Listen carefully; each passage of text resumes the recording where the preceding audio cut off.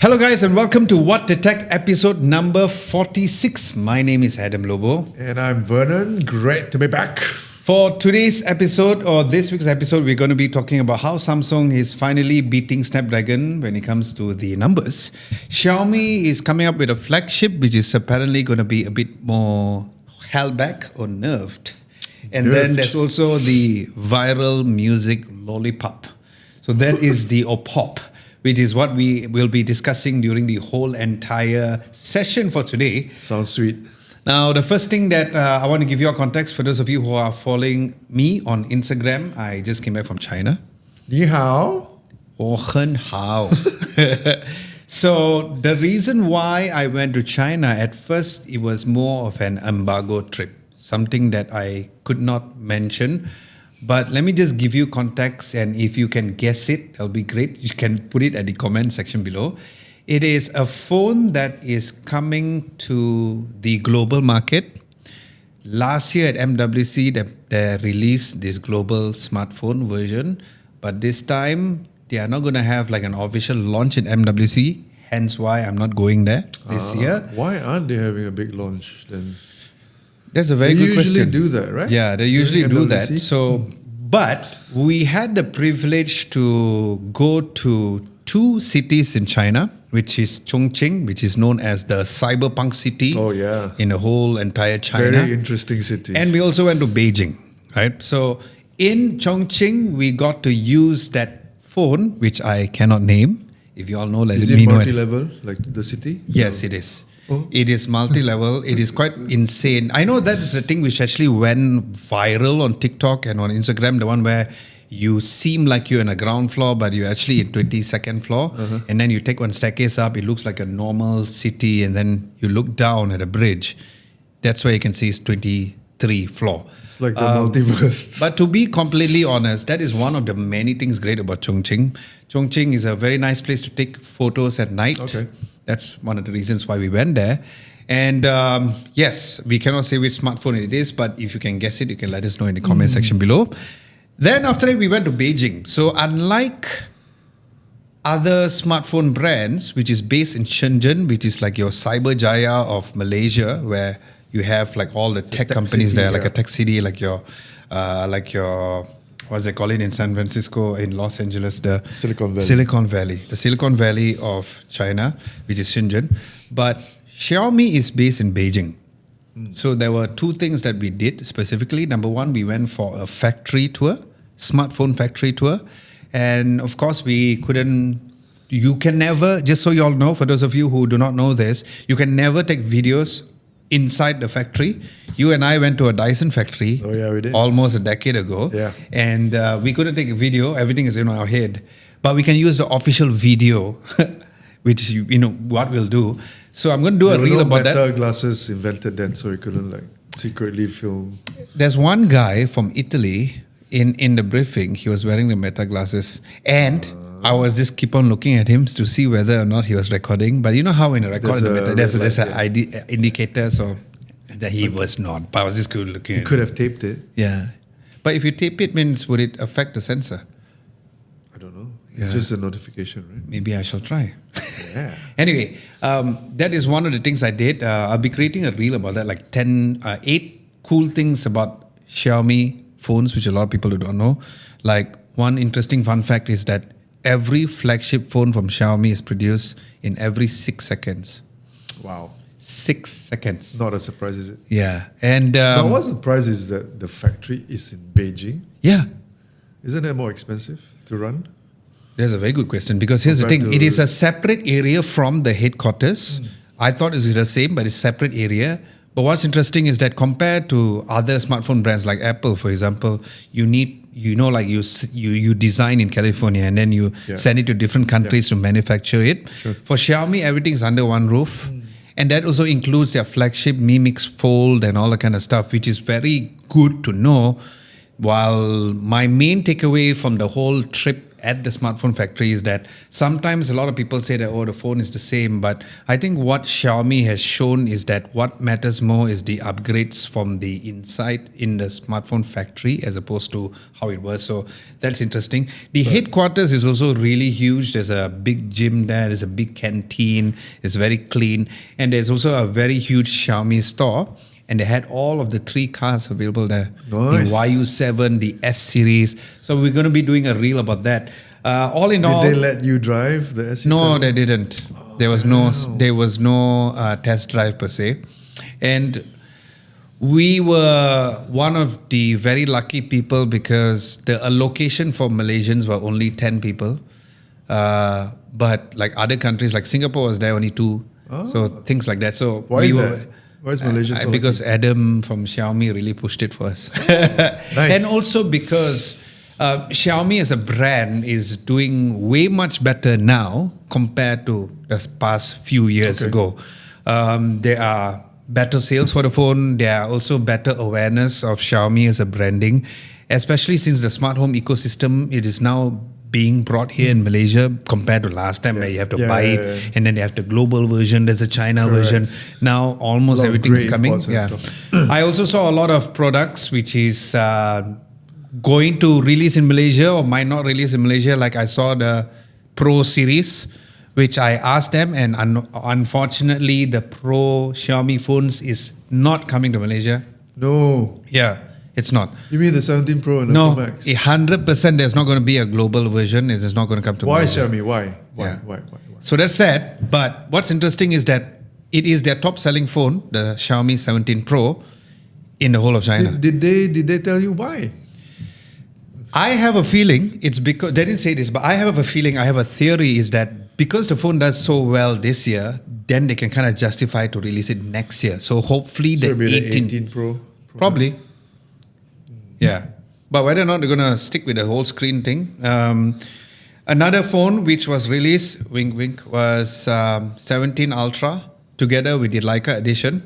One thing which I want to talk to you, remember the Leica edition we talked about in this podcast, whereby the ring, the camera ring where you adjust, and we thought it was a novelty thing. We did not know how flimsy it was. I can honestly tell you, it was very granular and nice. Like you adjust the zoom. So like for example, when you take your phone, we thought that it's going to be very finicky, but no, because when you fold the phone like this, you can kind of zoom in like that. So if you're the kind of person who doesn't want the photography kit, you don't want something bulky, having that Leica edition is actually quite cool. I know you're skeptical, but trust me, when you get your hands on it, you might change your mind, because I was skeptical like you until when I hold it. I was like, hey, actually it's kind of good. There was also bone conduction headphones from Xiaomi. Okay. Hopefully it's coming to Malaysia. And there's a bunch of... like shocks. But it's Xiaomi version, right? So it's not bone conduction just for the mic. It's also for the ears. audio. It's like for runners or even pickleballers and all can actually use it as well. So there's a lot of stuff which I'm going to do a reel on that. So stay tuned. Nice. So all in all, that was the China trip. The next trip that I'll be going is all the way in the US, which is next week, which is Samsung's Unpacked. So stay tuned for that. That's going to be huge. Yes, that's going to be really huge. So Nice. we'll be talking about that next week's podcast, because next week's podcast I'm still around, so it's all good. Okay, speaking of which, that's one of the reasons why we had to skip last week, because of the fact that You weren't around. other than not being around, I wanted to do the remote style, but unfortunately Riverside, which is a subscription that we got, does not work in China. So, yeah, couldn't do that. All right, Abang, let's go into the tech news. The first one is that the Exynos 2600 or 2600 scored higher than the Snapdragon 8 Elite Gen 5 in ray tracing. Yay! Give us your lowdown and your reaction to that. First, give us a lowdown for everybody. I know you're going for Unpack, so where they're going to launch. The Galaxy S26 series. Yeah. But there are leaks already out. Yeah. Surprise, surprise. Surprise. Of course. This is pretty massive for some people. It is about the Exynos 2600 chip. Yeah. And for the first, I don't know whether it's the first time. Probably the first time that Exynos is beating the Snapdragon 8 Elite Gen 5. in a very particular specific test. Yeah. I don't know why it's useful, but so the benchmark is for a solar-based stress test that compares the Exynos against the Snap, and the result is that the 2600 performs slightly better in ray tracing performance. Okay. Okay, this is primarily due to the AMD chip RDNA for graphics. I never heard of it. It's the first time I ever hearing of RDNA. No, RDNA is always in the GPUs. Okay. For AMD GPUs. Got it. So the Snapdragon, as you know, usually dominates in the CPU raw power. CPU power and efficiency. And Samsung was always, presumably the more lagging in terms of performance. Arguably, I mean, you don't believe so in terms of overall as a chip experience. But I guess why this matters is that markets like Malaysia, we always find that we get the more inferior Exynos version compared to the US where you have a Snapdragon. It's like guaranteed is Snapdragon in the US. But because of this test, hopefully at least in terms of the PR scope, that the S26 units will be a little bit more operate in a more fair ground, and you don't feel like you're getting a more inferior chip, especially in Malaysia. But I guess this is very specific to gaming. I don't know whether it's going to impact overall the impression of people, of consumers of this device because of this. But I mean, a little advantage helps if pure marketing speak, in terms of that. Because ray tracing is what do very... you think? Yeah, because ray tracing is very specific, right? It's more quality of visuals, more so than anything else. And I feel like for you to really enjoy ray tracing is better on consoles. That's where you can really tell a difference. Or on your PC. Like versus console or PCs where you can see a difference between no ray tracing and with ray tracing. The question comes back to, is the S26 marketed as a gaming phone per se? It's same like how iPhones are not marketed to be a gaming phone, but it's very capable of. Yeah. So how much of this really matters for the S26 users is ultimately the most important question to know, right? Yeah. Number one. But then Samsung has always latched on gaming whenever they launched a flagship device. Exactly. A little bit like Apple. It's like a by the way thing. By the way thing, we have this. This is awesome for gaming. And I think that's what Samsung is doing for the S26. And it's going to be very specific to maybe a couple of games, maybe Genshin Impact or whatever, Warzone. Yeah. And again, this is synthetic benchmarks. Yeah. We don't know what the thermals are going to be like, the cooling system and stuff like that, how it operates then. So no details at the moment. Yeah, because but the thing is that already leaked out. So a lot of people are against the Exynos chipset.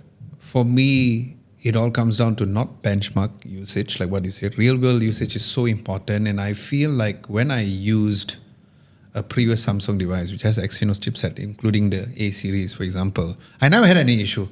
I just do not know why the hate. Yeah. But there was a point where Exynos, there were heat issues, I think. Yeah. But I can say the same about Snapdragons. Yeah. Snapdragons 8, Gen 1 at that time also had this problem with heat and efficiency, right? So they all go through that. Yeah. So I guess that's the PTSD that a lot of Exynos users kind of go through every single time. One of the reasons why people were a bit more like aware of this is because I think quite a while back, Mr. Who's the Boss did a video whereby he did it was benchmark test, like just said now, and then like he waited for a few hours and then he went lower and it started going lower and lower and lower. So maybe that's the reason why people don't believe in the Exynos results. But like I said, that is benchmark test. But when it comes to a real world usage, it will be a totally different story, right? Sure. Yeah, totally. So and what do you think of the impact on consumers? Like, will they be swayed by, just on these benchmark results alone? Is there debate between Snapdragon and Exynos There will still be, there's a Still very gonna be good valid, question. yeah. There's a very good question because there will be debate still. There will still be those Snapdragon fans. There will still be those people who will compare and will argue, it's like, why do you change it? But it's obvious because Exynos belongs to Samsung, and with Xiaomi even coming up with their own chipset, I think this could be the way moving forward in order for them to actually do things in-house. And remember, when things are done in-house, which means that the price can also go down in the long-term usage, so they don't have to go and buy Snapdragon chipsets in the future. I welcome this particular performance boost. As a tech reviewer and as a friend of somebody who wants to buy a Samsung phone, now I can say, hey, you know what? The idea or the whole view of how the Exynos chipset is not as good as the Snapdragon. Now do you have this to prove? The question also comes about that because we know this because we are out there looking for this news. But how about the people who are not looking for the news? The question is that will Samsung mention how the Exynos chipset overperforms the Snapdragon, knowing with their relationship, right? I'm sure it's not going to be marketing So how materials. do Samsung or how do people know that it's better other than tech news outlets like us telling people? Yeah, that's absolutely a good point because I think the only ones that really focus on are people like us where we are more technical, where we want to know what the tech specs are. But the everyday consumer who walks into the store or looks at the marketing materials, they're not going to really care so much about whether it's an Exynos or a Snapdragon. Okay. So this brings us to the question. Also, you can comment at the comment section below. Are you the camp Snapdragon for Samsung phones specifically? Let's not talk about any other brand. Kirin! Or are you... Kirin 30 nanometers. Yes, jokes. Or are you camp Exynos or you don't mind Exynos, right? Let us know in the comment section below. Okay, the next one we're going to be talking about is the Xiaomi 18 series. Rumors started popping up. And of course, this is quite interesting because the Pro Max is rumored to have not one, but two 200 megapixel cameras. Wow. Which is the main, which is a 200 megapixel 1-inch sensor. Now, fun fact, Xiaomi is currently still the only one which is giving a 1-inch sensor. Previously was Vivo, but Vivo decided not to have the 1-inch sensor. Why But did they still, switch? I remember asking them when they felt like they wanted to save space within. Save space. Yeah, that's what they said. 3/8 of an And inch. also they said they are relying a little more on the processing anyway, so they feel like there was no need to have a 1-inch sensor. And well, based on how many videos that we did on the Vivo X300 Pro, it's still very good anyway. Now, usually the main camera sensor is not this big of a megapixel count, but apparently it's going to be a 1-inch sensor, 200 megapixel. And the periscope lens is going to be using a 200 megapixel telephoto lens. That's nuts, man. So this is similar to the Vivo X100 Ultra concept, but of course way much more crazier. But there is a very interesting thing, which, there is something which is not so flagship. So can you give us a lowdown on that though? Yeah, so Xiaomi seems to be going the way of Apple in terms of chip strategy and how they pack different hardware for Pro models and non-Pro models, which actually makes sense, right? Yeah. You get Pro features on the Pro phone and non-Pro features on the non-Pro phones. Yeah. You're paying a bit less, hopefully not too much of a performance hit or a feature hit when you buy a standard non-Pro model. Yeah. But that's exactly what Xiaomi is purportedly doing. The Xiaomi 18 will use a Snapdragon 8 Elite Gen 6, which is a non-Pro, while the Pro and the Pro Max will get a Pro version. Okay. Yeah, not so much of a surprise, but I guess maybe this is the first time Xiaomi is doing it. Do you think there's an issue? Because for me, I think the non-Pro users would not even tell the difference. But at the same time, this also brings down the cost. So I think it's a win for everybody. I think it is because obviously the Pro chip will have slightly maybe better raw speeds. more cores in the GPU, so more powerful performance for graphics. Yeah. But I think mostly that's about it. Yeah. Maybe they unlock a little bit more pro features in the camera. I don't know. Nothing's been said yet.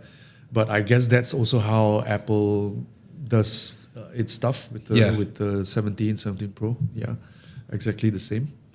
So I don't think it's an issue, like you said, with consumers when they buy a non-Pro phone. Yeah. It's also cheaper anyway.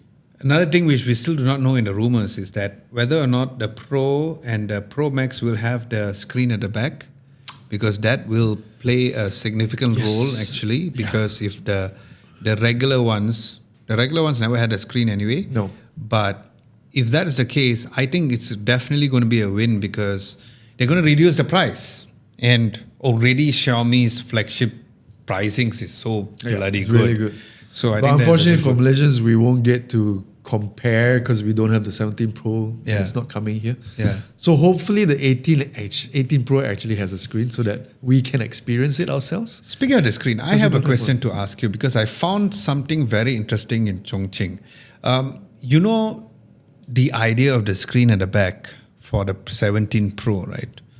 Do you think that at this point in time, since the phone has been already done, and although we do not know anybody who personally own it, do you think that that feature is very important? It is not, but it is a differentiator. Okay. With the non-Pro and also with other phones. Okay. I think it's quite unique. Whether it's useful or not, it's quite unique. You know straight away, this is 17 Pro, the 17 Pro Max, which is nice. You know why I asked this question? Because I think that's the reason why the Xiaomi 17 Pro sells a lot in China. When I was in Chongqing, I saw a lot of people doing this. They took out their phone. They put it here like that. No, instead of taking pictures of, for example, this I'm taking pictures of you, right?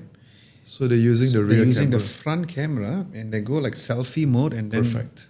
And then they go It's the Gen Z mode on steroids. So I think that's the reason why. And I did see two people, because Chongqing is packed, right, were using the screen in the back because you have that high quality rear glass and you don't have to worry about getting somebody else to take a picture for you. Correct. And you don't have to guess how you frame it. Yeah. Because you're going to have Especially, that Instagram boyfriends who doesn't know how to take photos. Yeah. So it's I have to take picture and I go, not like that. How you take picture, right?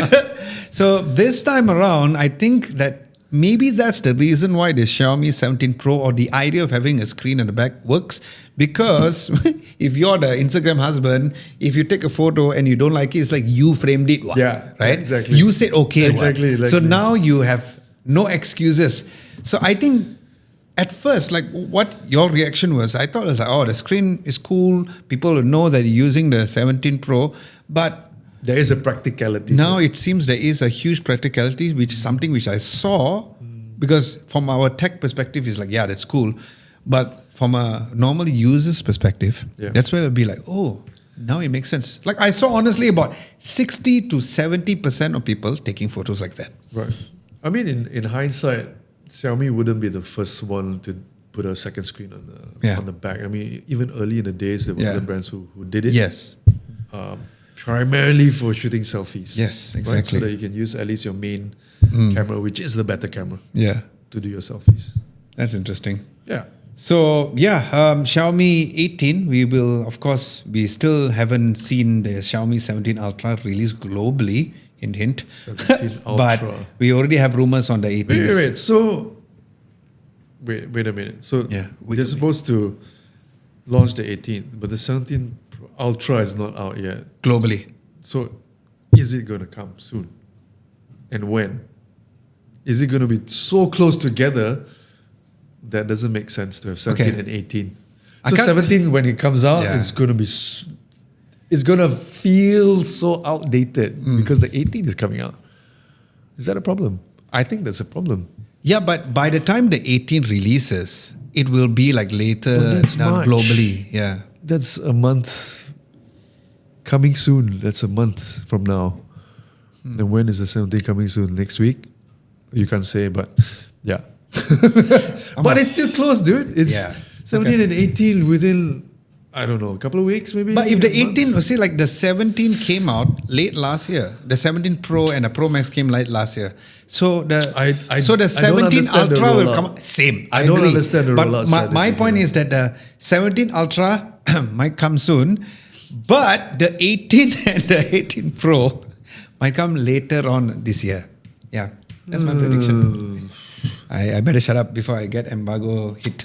Okay, now let's talk about the favorite segment of Who Asked How for does the This. tune go again? Who asked for this? You would play it. Thank you, Jefferson. That's awesome.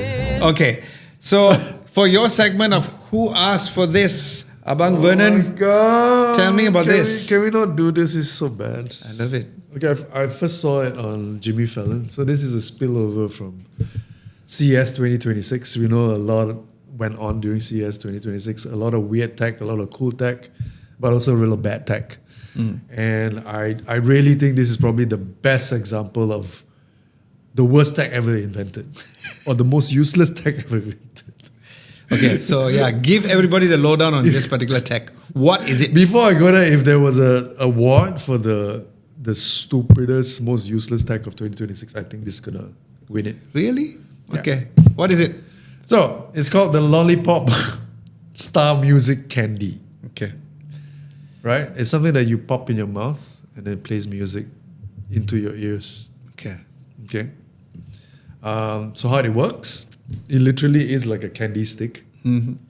You turn it on by pressing a little button for 3 seconds, holding it down, and then you put it in your mouth. How cool is that?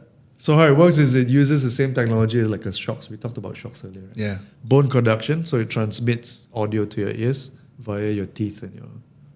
So you can bite on it and actually hear music louder in your brain. Yeah, so you can hold it against your teeth and it will just start playing inside your head. It comes preloaded with different tracks. There's pop, there's hip hop, and even bedtime stories for kids. I don't know how you turn it on, actually. Bedtime stories for kids, so they expect the kids to have a lollipop before sleeping. The flirt have sugar. How are they going to sleep like hey? That's what I'm saying. I don't Okay, that understand pop, how hip-hop this all works. okay, And I don't know what the thought process behind this. Maybe they were smoking some illegal substances when they came out with this idea late at night. So it feels a little bit like telepathy. You're just sitting down in a quiet library and you're sucking on a sweet and it's playing music and nobody else can hear it except you. It could sound like hallucination. I don't know, man. It's very cheap. I think it's only like $9. It bridges the gap between toy and gadget. So it's a piece of cool tech that you put in your mouth. Okay. Yeah. Is this the future of snacking, do you think? I hope it's not the future of audio. Come on, man. No, it won't be future of audio. While you don't like this, I like it. Why do you like it? Please tell me. Because it's new. It's new and you like it. Meaning like this kind of technology, like who would have thought of this, right? Like for example, like the fragrance the mouse. Indian company that came up with it. Like the fragrance mouse from Who smoked Asus. some really strong stuff. I like the idea because it makes something different and interesting. As a lover of sugary stuff, so I welcome this. But I want to understand few things, which I don't think it is answered here. Number one, can it connect via Bluetooth with your phone? No. If can means that would be good because you can choose what kind of music you want, right? Number No. one. Thankfully, Number two, how many songs are there in total? What is the battery life? That are the things that we need to know.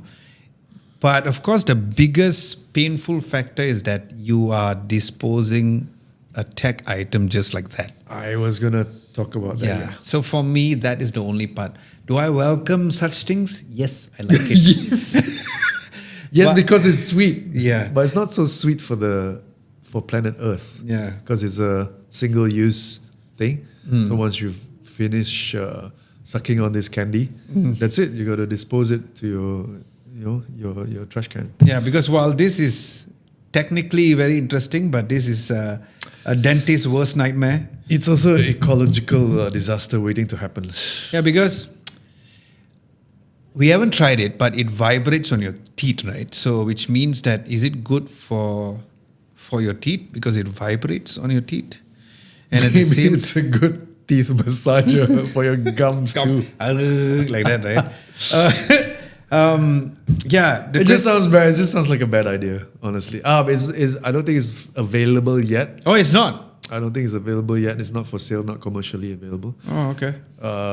We've watched it on Jimmy Fallon with With Linus Tech. Linus. So Yeah, I with get Linus a Tech. huge shout out to Linus because glad to know like somebody as a tech YouTuber is going on Jimmy Fallon. So it gives us Yeah, he appears quite often on Yeah. Jimmy Fallon. So it's actually quite interesting how he's always coming back there again.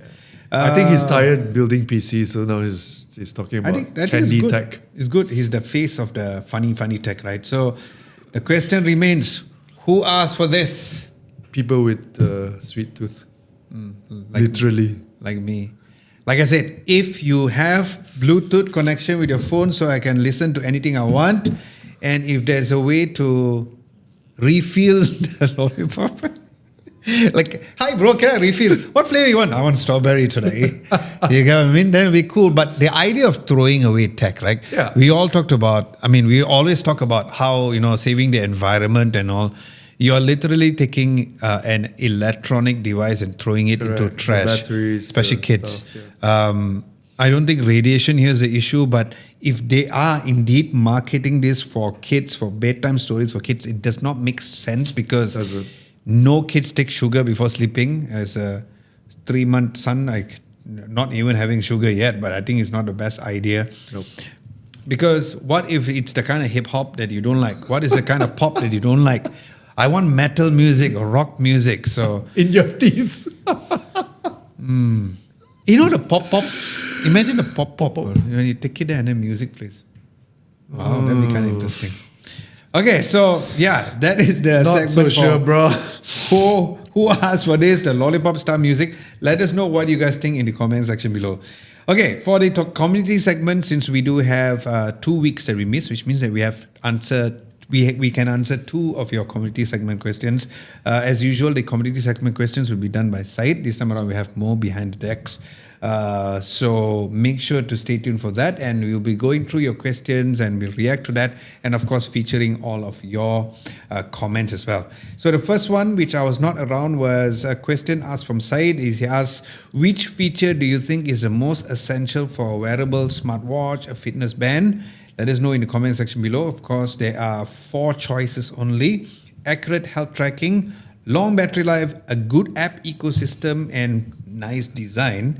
And the highest vote is 36% for accurate health tracking. Makes sense.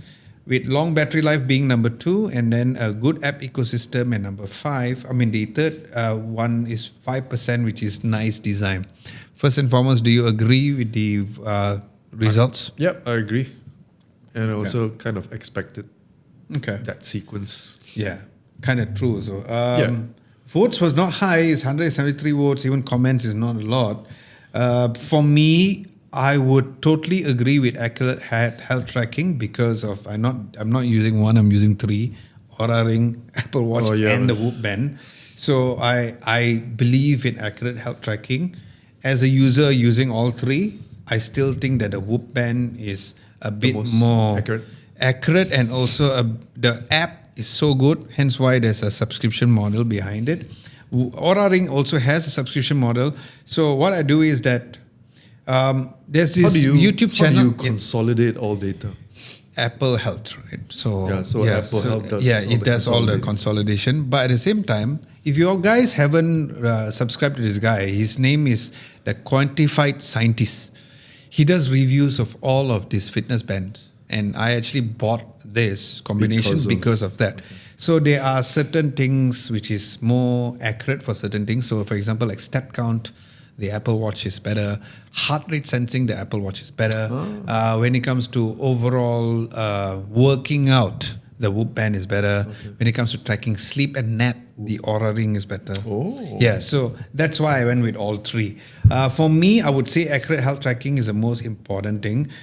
For me, number 2 would not be long battery life, because I am one of those people who don't mind it, because I've already gotten used to charging my Charging every Apple night. Watch every other day because I work out like you. So I do maximum I could push this is like 2 days. 2 days. That one's always really asking for it. So for me, a good app and ecosystem is so much more important than the battery life. So I will use that as number 2 because if the app sucks, there's one of the reasons why a lot of these tech things fail.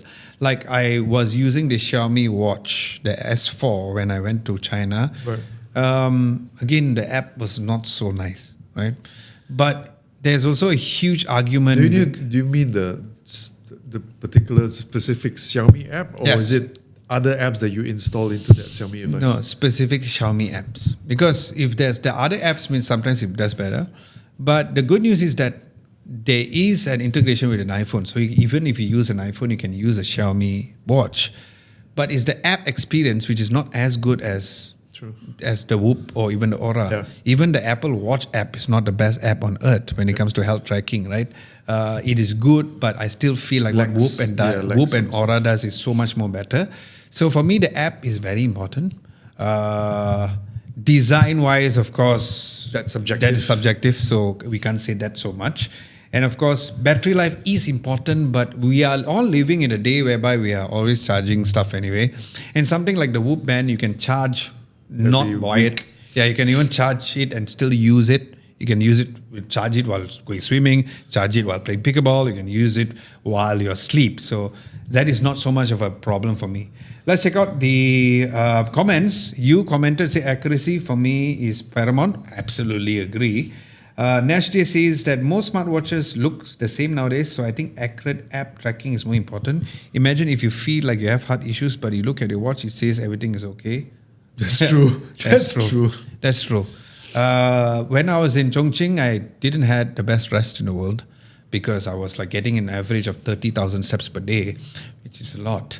And the Apple Watch did tell me that my vitals were unusual when I woke up. So I was sleeping, but my heart rate was higher than when I was awake, which is like, what the hell?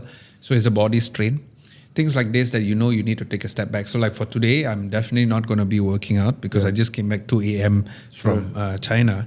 And having those things makes you in check because if it was the old Adam Lobo, I'd be like, I'm going to go to the gym today, right? So now I know I need to, like just go back. So Nash Days is right about that. Victor Utomo. I would love accurate tracking. However, with current tech, I believe it's good enough is the best. I believe good enough is the best I could hope for. Battery life, on the other end, is proven to may reach great results. So battery is for me. Okay, so I think what he meant is that accurate tracking for every fitness band are almost the same, which can be understandable and argued upon. So battery. So like I said, my reason why battery is not because I'd rather have a very good product where I need to charge more. Yeah. At least I know it's accurate. So yeah, but thank you so much for your comment, Victor. I have a funny story. A friend who had a fitness tracker, a smartwatch or something. So he found that his smartwatch, when he put it on the table, he wasn't wearing it. It was tracking steps. And it recorded steps. See, there you go. That's what I meant. That's so I mean, if you don't have accuracy, then you don't have a baseline that's proper, right? Exactly. So why are you tracking? At first, I thought there was a similar thing on the Whoop, but I realized because I don't charge my Whoop as much, and I tend to wear my Whoop like 24/7, except for when I take a shower. Although you can wear it in the shower, but I need to wash my body properly. Sometimes when I look at my step count, I always wonder why the Whoop is higher. But then again, it's because I use this more because I have to charge this more sometimes.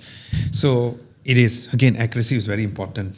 So yes, certain products like that. So how does it decide on the step count? Okay, because it is synced on Apple Health, right? So it will override the higher ones. So the higher ones will the be lower ones. Oh no, the Apple higher Health ones will take, overrides the lower. Yeah. So like at the end of the day, if it sees like the Apple Watch says that I got 10,000 steps and the Whoop band says I got 13,000 steps, it will take the Whoop band's 13,000 steps. Right. That's how it works. What I've done is that the Aura ring, I wanted it to be separate. So Just I for did your not, I did not include that in the Apple Health. So it doesn't have the Apple Health connection within that as well. So the Pi Snatcher says that it needs to have almost phone functionality for me.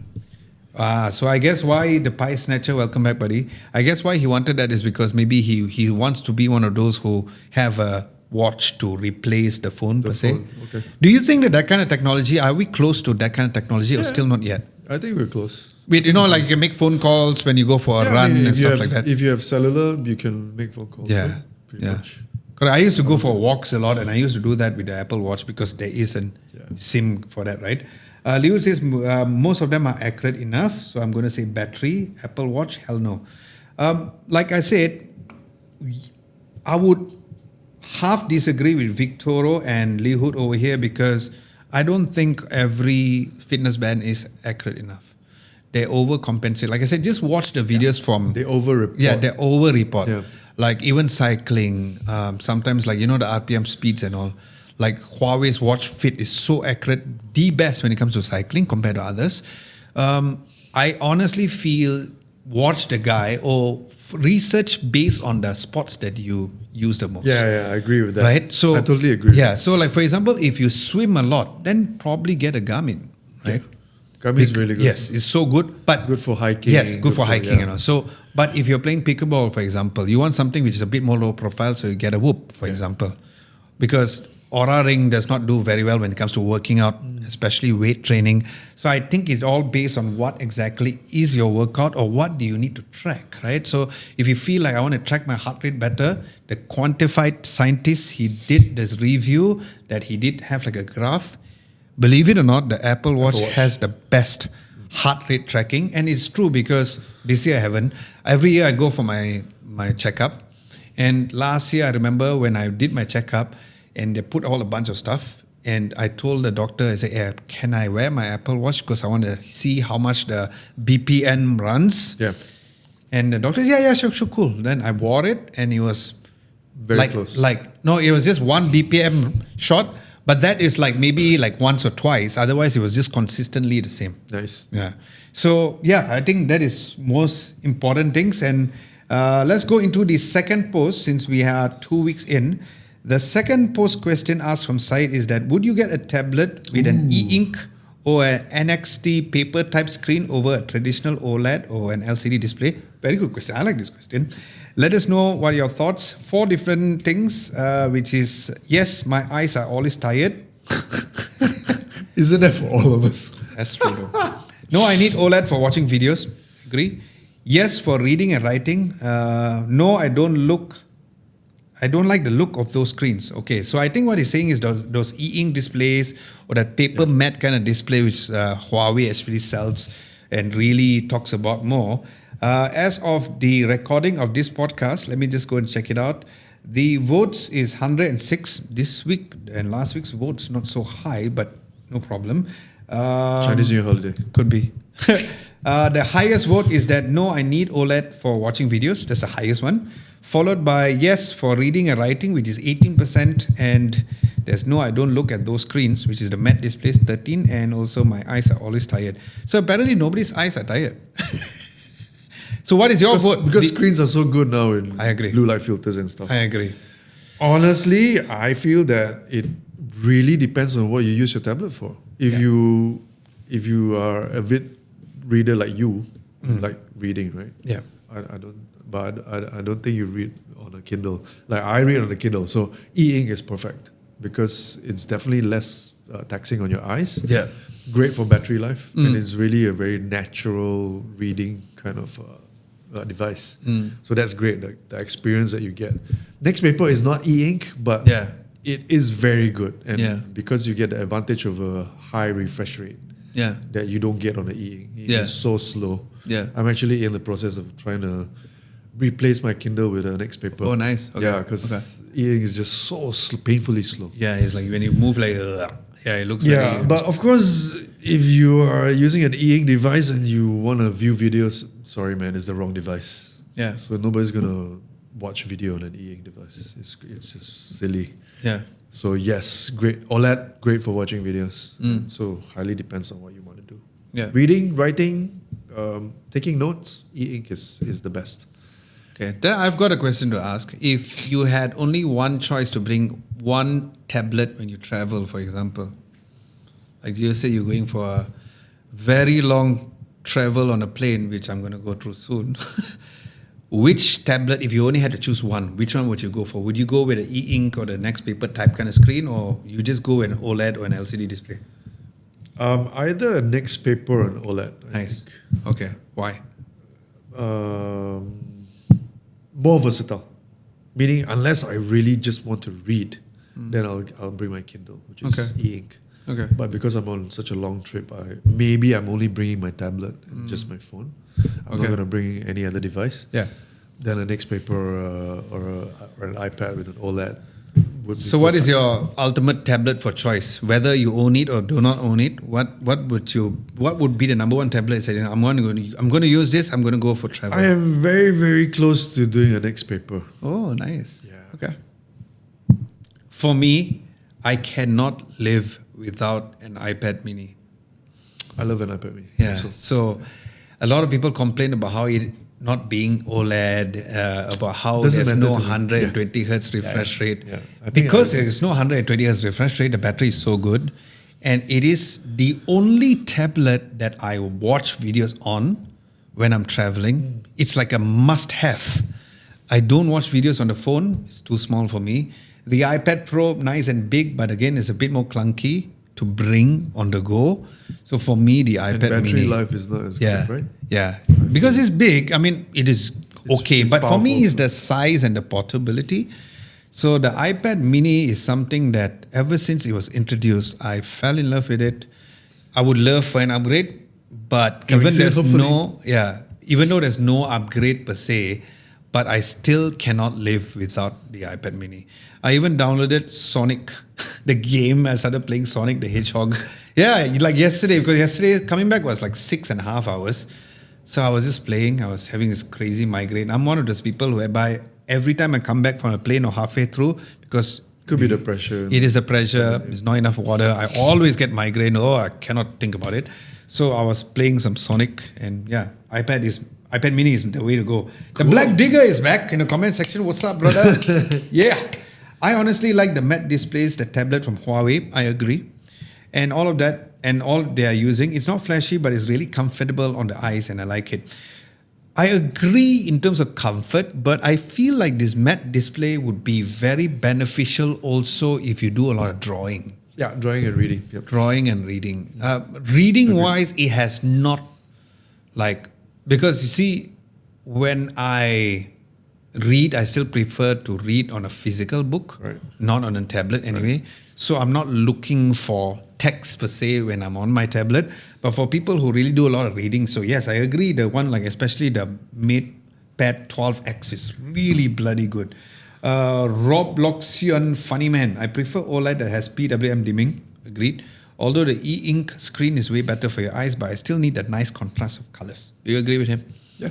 Yeah. Agree. Because the PWM dimming is very important for your eyes.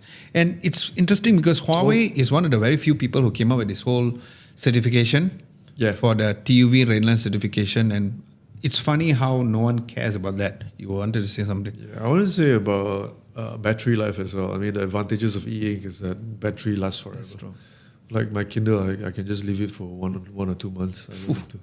I never owned a touch it. Kindle, so that's probably something which I need to do in the future. Nash J says that I appreciate those non-standard displays, but I still prefer OLED displays. I guess it all comes down to what you consume on a tablet, so Exactly. that makes sense. And then Sparkplug Baron says, to me, an e-reader and a tablet are different products, so I would get Also both. agree. Yeah, actually, you're right. One for reading, another one for watching videos and gaming. I guess the portability, like I said, is very important. So you can probably get an iPad Pro or a Huawei tablet, and then that one you can use for whatever you want to do. Some people like gaming. What about tablets that have dual screen? So it has an OLED on the front and the back has an e-ink. I mean, that's been done before. Oh, really? But that would be cool, right? Who did that? I think Lenovo has a wow. laptop like that. So that means there's an e-ink at the back? Wow, I really did not know. So it's cool. So there was actually something like that. So if you just want to read, use the e-ink screen. If you want to do anything else, do the OLED. That's actually quite smart. Yeah. Okay, so those are the community segments, and we'd like to say thank you so much for of course, voting and joining us every single Tuesday is where Syed will be putting up on our YouTube community poll. And if you have any other questions that you feel we should talk or discuss about, let us know in the comment section at this particular video as well. Okay, we are ending the podcast with the video releases last week. We had a comparison video as promised, the Vivo X300 Pro Really good video. versus the Huawei Pura 80 Ultra. Really good video. Yeah, I'm glad that you liked it because it was a very, very hard video to script, hard video to even edit for Lihood as well, because you really need to be as accurate as possible. Your eyes really need to stay on nicely, and I'm glad that the video is doing well. What is releasing, if you guys are watching this particular podcast on the release date, which is a Saturday, yesterday we released a video of the LG AeroCat Tower Air Purifier. This is so interesting. You should watch it because here's the interesting thing. During the first introduction of this purifier, Luna was very excited about it because it's something new. So I was like, okay, it's new. And then she did not use it for a week. I was like, oh no. Is it going to be one of those expensive toys where she's not going to use it? Cats tend to do that, Yeah, right? fast forward, she's going up there almost every other time during the whole entire day. She just go there and she sleeps and like, what? It's She's very got unlike her. smell there already, right? Probably. But again, you know how we always buy But the cat- expensive yeah, toys for the cats cats- and just ignore it, go with the cardboard boxes, one stupid string, one Yeah, weird fluffy ball, which is so... Lazada box or whatever. So it is honestly one of those things whereby I thought Luna, my cat, would not like it, but eventually she liked it. That's good. Then we are also doing a very unique video, which was an idea coming from Lihood because he was looking back at our videos and a lot of people liked our video of the Nothing Phone 2A 2 years ago. So we are doing an after 2-year review of the Nothing Phone 2A, and that could be a good segue to the Nothing Phone 4 and the Nothing Phone 4A and the 4A Pro, which is rumored to come out really soon, so stay tuned for that as well. So we'll be actually releasing that video tomorrow if you guys are watching this on a Saturday. So that concludes our this week's episode of What to Tech, episode number 46. My name is Adam Lobo. And my name is Vernon. See you in the next one. Bye-bye.